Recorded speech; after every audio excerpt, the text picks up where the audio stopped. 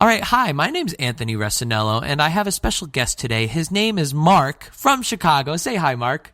Hey, how you doing? Happy 4th. How's it going out there?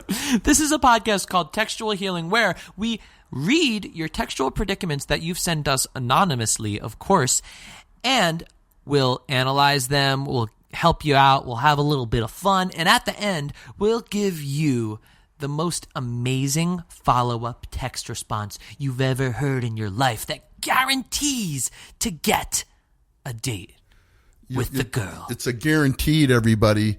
It's going to make you better. You're going to have fun. Everybody's going to enjoy it and learn from it.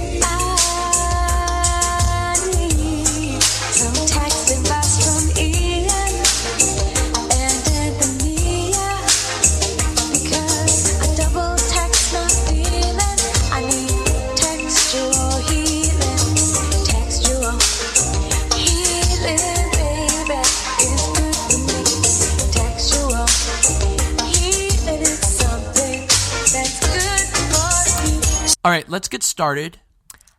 This is an OkCupid conversation between a man and a woman, and we've already decided the names, the fake names, obviously to preserve the innocent. It will be George for the man and Penelope for the woman, and I just want to jump right into it. You ready for this, Mark? Let's go for it. Let's really going to work this time. I can't wait. This looks like a good one, too. Yeah. May 20th, 8:47 a.m. I'm 100% sure you're the first person I've come across in L.A. who listed or spoke about Jeff Petrick. He had one of my favorite pieces from his construction paper series. That's probably the main reason I'm messaging you second to your welcoming smile you have that I love. And 2 days later, the wonderful and beautiful Penelope responds, "Holy fuck, are you for real? Actually know who he is." And then she goes, "What piece was that?" with a question mark. George says, a day later, "Yes, I know who he is quite well, to be honest.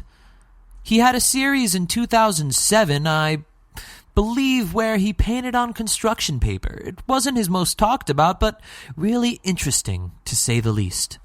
What's your favorite piece?" Penelope right away responds, "A piece that you probably haven't seen that was painted in the last year of his life." And then she has like a couple dots, which maybe she has more to say. That's what I get from that. And then it may have been his last piece.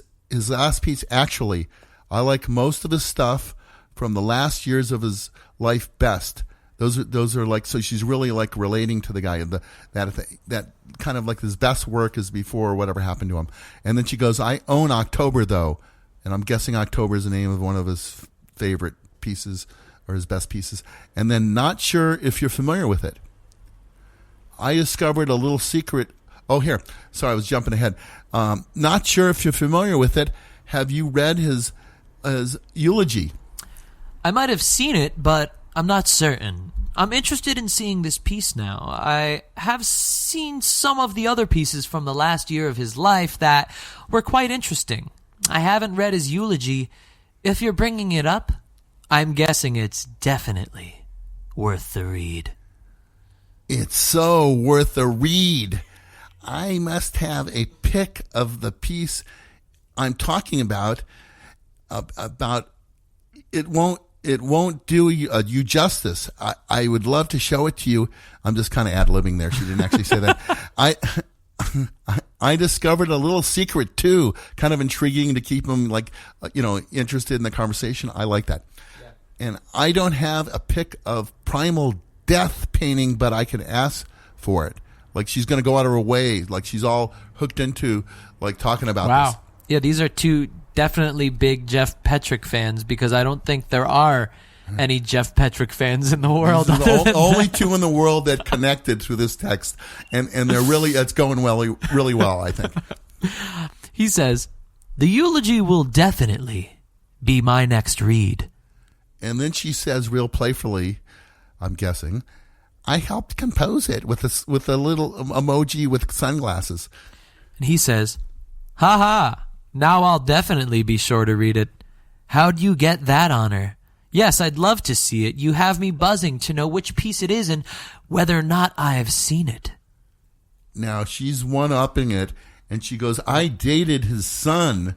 And like, wow, I dated his son, met him about 6 months ago after Jeff died. October was a parting gift for me. Now, I don't know if that's true or not, but wow. I have a feeling she's telling the truth. You know what? I think so too, and this is pretty cool. He sent the right stuff into the perfect girl. Oh my God. This is the perfect text. This is the perfect text. I love how when she said that at first, he was like, haha. Like, he was like, very funny joke. You're a clever girl. And she's like, no, actually, I met him about 6 months after Jeff died. She's as serious and into this text as she could be. She's loving. They're having a good conversation on. Yeah.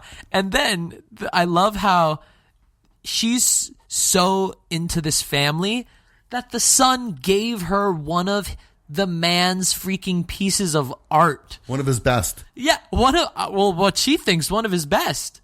This is amazing. Yeah. Who is this woman? I want to meet her. Oh, sorry. Yeah. I'm just kidding about that. Well, not really, but. And then he says, oh, I see. Lucky you.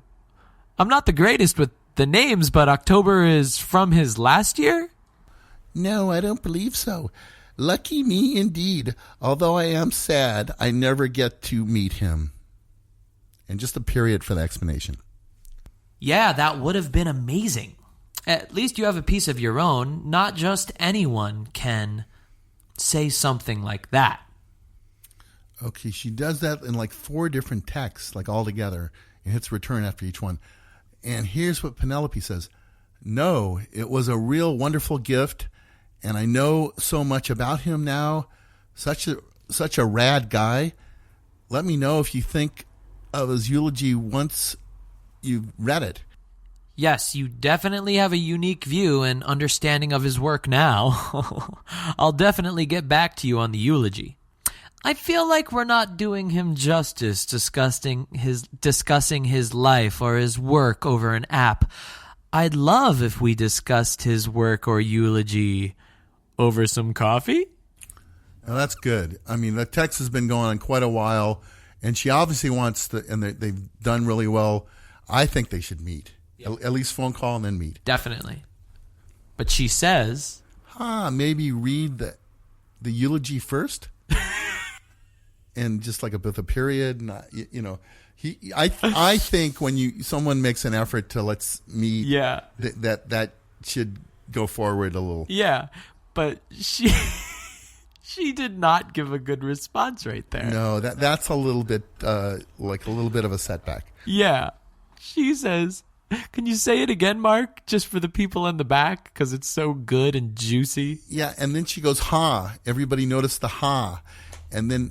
Maybe read the eulogy first, not with a question mark. Yeah. Just like cold. So a lot of things that I'm noting is that personality and humor doesn't come through in text, especially with people from different backgrounds. But do you think she's being funny there? Like, so that's a good point. I didn't think about that. Do you think she's making a joke right there? Like, haha, like, haha, Casanova, read that eulogy first and you'll get on a date with me? Or is she being serious? Read the eulogy first and then we'll consider coffee. You know, it's hard to tell, but for me, it really doesn't matter. I like it when somebody like makes it easy for you. Yeah. I mean, I like it when she would go, maybe it'd be fun to read the eulogy first, but I would love to meet you for coffee, or, you know, it could be joking or playful. But when somebody, you're kind of run out of things to text about, and you want to meet the person, you gotta make it easy for the other person. Yeah. Well, I'm just reading this as she's not that interested right now. Yeah, I'm just like, she's just a fan. It's like talking about somebody, you know, with your favorite rock group. Yeah. And then, well, we have a lot in common. And the guy's thinking, I want to date the girl. And it's going that way in his mind. And the girl's thinking, well, we're just fans. And why don't we just talk about it online? And you know what? And girls think different than guys. And you know what I'm thinking right now, too, that just entered my head? Maybe she's just engaging in this conversation merely because she wanted to drop that bomb of like, oh, yeah, I dated the son, and he gave me a piece of the art too. Just like a little ego bump for her. My God, you're totally right. I've been there in that situation where I've traveled the world. I've done certain things I'm proud of, and I hit it off with somebody, and then they brag about like, oh, I know this drummer, or this guitarist, or this famous person, and it was just them like be able to share that was the excitement. It wasn't like we're hitting it off in the conversation. I want to get to know you. Yeah, exactly. So it's like they're talking about something interesting, but they're not being interesting together, really. Right. Okay, so anyway, so he takes that in stride, and he responds, saying he lived his I'm guessing he meant life, to the fullest towards the end is definitely an understatement. What a man. I had no idea cancer had taken him away. Now, he's a good guy. I think that he doesn't act like he's hurt. He didn't push her again to like, hey, let's meet. He's just kind of like sticking with the conversation about this thing they have in common. Yeah. And then Penelope says, least sad cancer death I've ever heard of. Now that's pretty, least sad cancer death I ever heard of. Yeah. And then no punctuation or anything. Like, and they're not like sending pictures or emojis or anything. This is just a straight out conversation. Yeah. It's not like really like they want to date each other.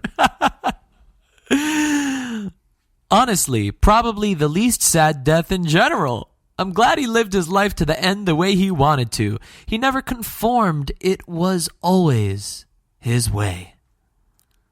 Yeah, definitely stealing some parting techniques from him. Oh, parroting techniques from him. Little bits reading from the corner.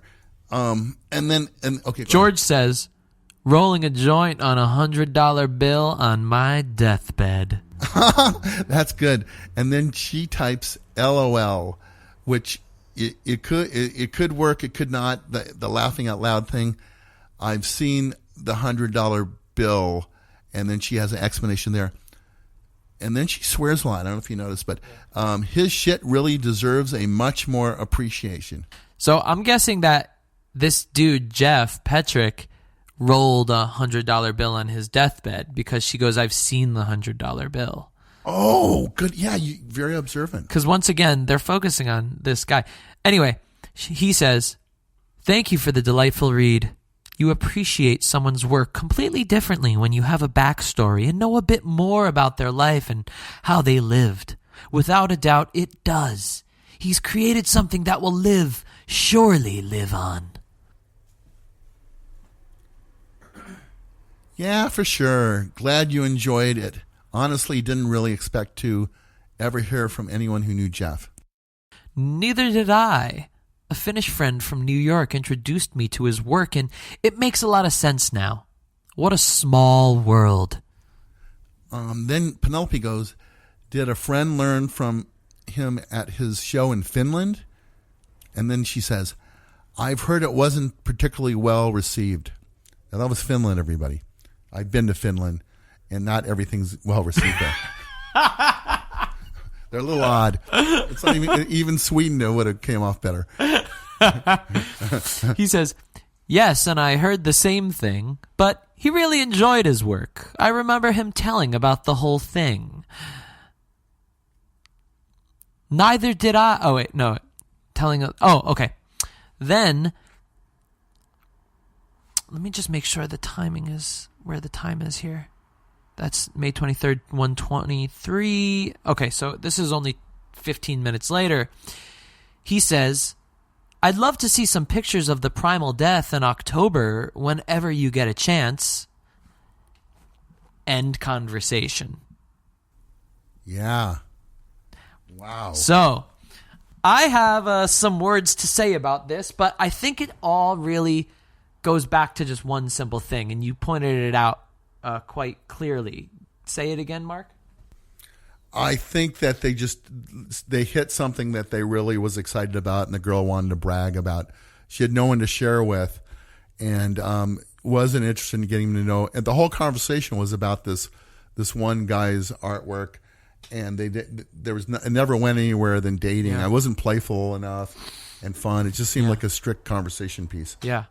I would say that this is the most sad death of all their relationship. Well said. Well said.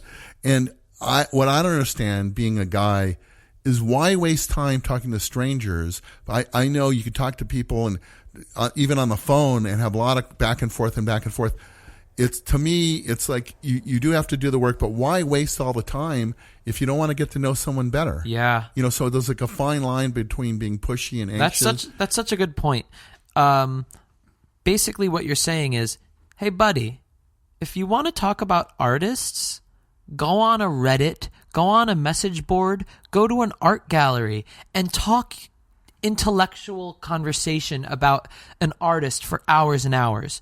This is an online dating app. Oh, yeah. You are here to flirt, my friend. Yeah, be flirty, have fun, and at least be open.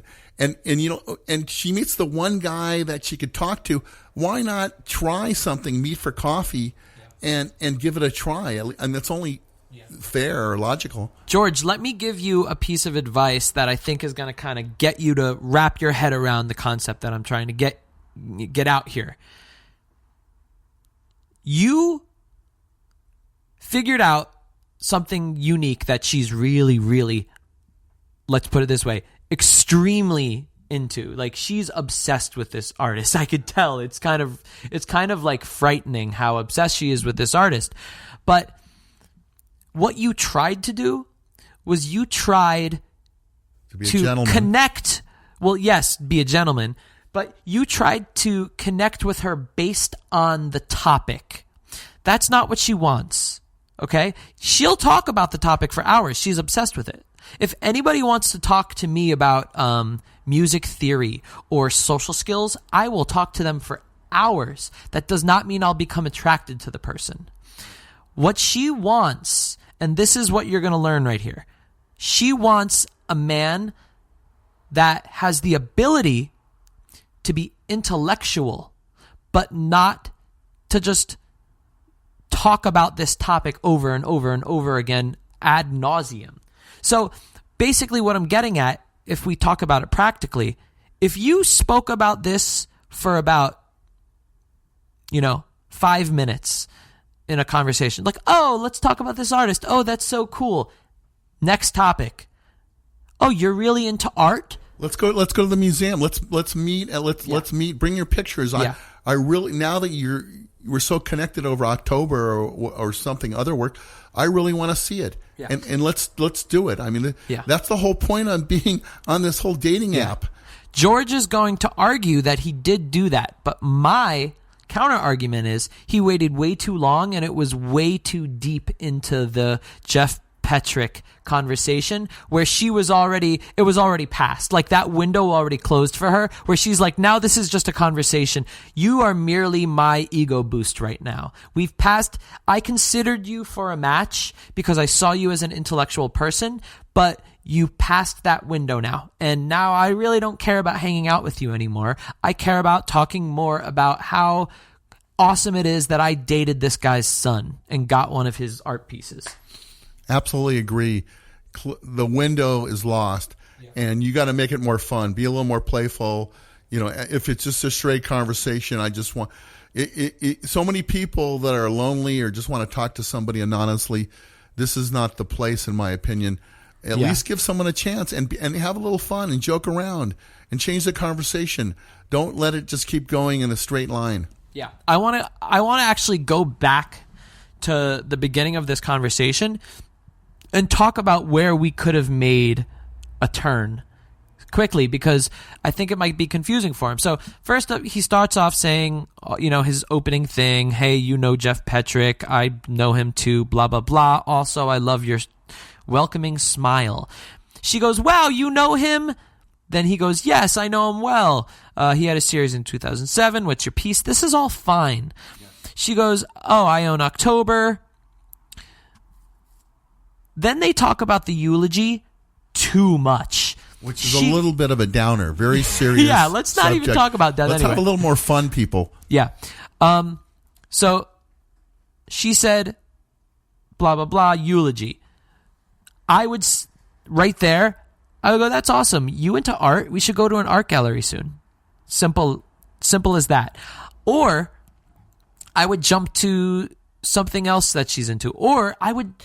Yeah, what other artists do you like? Yeah. Like, expand it. What are some other things you're passionate about? Like, movies or actors or whatever it is. And you seem like a really fun person, and I think we have a lot in common, and I'd really love to get to know you better. The focus should not be the topic. The focus should be me and you having fun, getting to know each other through topics. But the focus was not them. The focus was the topic. They were helping to write a thesis, a senior thesis on Jeff Petrick. You nailed it. Yeah. Totally agree with you. Yeah. Here's something else that I just noticed right now. His writing's really good and all that stuff, but he is completely devoid of humor in his conversation. He's not funny. It works when you're like giving a seminar in college and you're trying to get like a PhD. Yeah. But in text, you got to be a little funny and more lightweight. Yeah. I mean, especially when he finds out that she started dating. There's so many fun jokes to talk about there. Be like, when you guys had sex, did the father ever rise up as a ghost and be like, get away from my son or something weird? Make jokes. Make silly weird jokes. Make jokes, but also you could read into that she's open to dating. I mean, she uses the word dating, and she did date, so it's not like she's like interested in guys and she's open to dating. So yeah, he just needed to have a little of a bad boy part in it. Like, I believe that it should be a perfect balance between like gentleman and a little bit of a bad boy, little spiciness. Yeah. She needs to know that you walk on the wild side just a bit, or she's thinking, man, sex with this guy is going to be like having sex with Lurch. Lurch, you got to explain who Lurch is. I know they remade the Addams Family, but Lurch is the ultimate date. Girls, Google Lurch. And that's like really millennial kids. Google Lurch and just a picture of him. You'll know what I'm talking about. Not just a picture, but his voice and his whole mannerisms. Yeah. But you got an excellent point. This is one dimensional. Show that you have some humor, or you're a bad boy, or just something. Then you're just like some not boring, just one side intellect talking about literature or artists. Show other stuff. All right, and now here is the part of the show that we do at the end all the time, and it is offering a follow-up message to the gal, a follow-up message to the gal that will get her to respond, and at least respond, and at most go on a date with him, because this is in shambles right now, and we need to resuscitate. I would say lost cause. I would say lost cause too, but at the end, we always want to even just throw a Hail Mary. How about waiting at least a few days? I would do a week and just say, really enjoy the conversation. We definitely have a unique thing in common that a lot of people don't. But I was a little... and then throw a few jokes in, or maybe say I was a little too serious. But on a serious side, I really think it'd be fun meeting, and I'd love to see the painting October. I'd really love to see, bring some pics or some cell phone, camera pictures. And I just think that'd be, if she said no to that, then for sure. And that if she's such a fan, I think she'd be excited in meeting him at a safe place and show the pictures. That's interesting. See, I wouldn't do that, because then it's continuing on the Jeff Petrick path. See, the way I looked at it is that's one thing that she's so into, and if she refuses showing the picture, it's so like luring her. Yeah, it's like someone who just has no one to share this weird rock group. Yeah. And they're bragging about how great it is. And I go, yeah, I definitely like to see it. Why don't you come over? Got it. And play it for me. And if she doesn't do that, I mean, you have that in common. That's your... Okay, yeah, I actually like that now. So it's like, you're luring her on her ego, on the fact that she knows the son, she dated the son, blah, blah, blah. And then once you see her in real life, that's when the real charm could come in. That's when the real seduction could start. And that's everything. And you're really going all in. Yeah. It's maybe not a perfect advice, but that's you're going like all in. If she says no, then she's not really worth pursuing. That's when Curious George of the Jungle can come out and just do it up. George of the Jungle. So I like that. I like that. Mine would be probably, how about I hold her to it and be like, I read the eulogy. You got to keep up your end of the bargain, baby, and get some coffee with me. Now, that's a winner. And you get coffee with me. Slap high five in that. I'll tell you how I felt. In the mic, oh my God. You got it. I like that. Mark, how did you like being on Textual Healing today? I feel a little healed. I've learned a lot. I feel better. I'm really excited.